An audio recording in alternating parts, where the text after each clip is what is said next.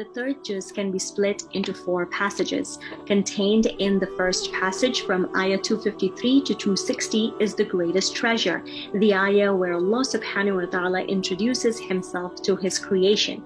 Allahu la ilaha illa huwal hayy, the one who will always be living, Al-Qayyum, the one who will always take care of us. And then to give us a demo of that power of 3 stories.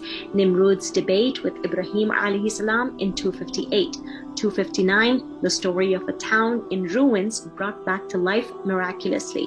260, where Ibrahim alayhi salam is made to witness the secret of creation through the example of birds. All the stories affirming the absolute power of Allah subhanahu wa ta'ala. The next passage, 261 to 286, starts with highlighting the importance of charity and teaching the proper method of charity. In 264, O those who believe, do not invalidate your sadaqah, your charity, sadaqatikum, by making a display of it or by hurting others.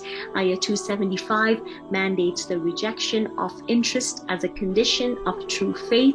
282 lays out the ethics of financial transactions, and finally 284 to 286 talks about the central aspects of faith: belief in Allah, His angels, books, and messengers, concluding with a powerful appeal for forgiveness for any shortcomings along the course. The third passage in Al-Imran starts off with describing the attitudes of the believer towards the divine message, contrasted with the response of the disbeliever. The passage concludes with a very decisive statement: Ati'u Allah wa Rasul. In verse 32, obey Allah and the messenger, which is what Allah loves. Allah then continues, فَإِن تَوَلَّوْا, if you all turn away, Allah subhanahu wa ta'ala does not love the ones who reject. 33 to 91 contains within it 3 powerful stories to affirm the humanity of Isa alayhi salam, starting with the birth story of Maryam alayhi salam, then the dua of Zakaria alayhi salam in verse 38 for a righteous child. Despite his and his wife's old age, he is granted Yahya alayhi salam.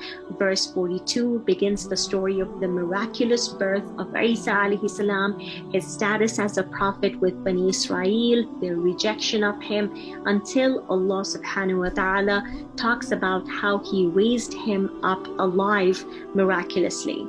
The rest of the juz then talks about the address of the Prophet sallallahu alaihi wasallam to the Christians of the time, inviting them to Tawheed and the truth of Isa alayhi salam.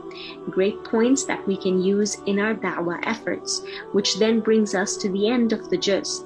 Ayahs that highlight the demand of complete submission, just like the ways of Ibrahim, Ishaq, Ismail, Yaqub, Musa, and Isa alayhim salam, who were all Muslims, meaning regardless of time and place, they all submitted to the will of Allah subhanahu wa ta'ala in all affairs of their lives unconditionally.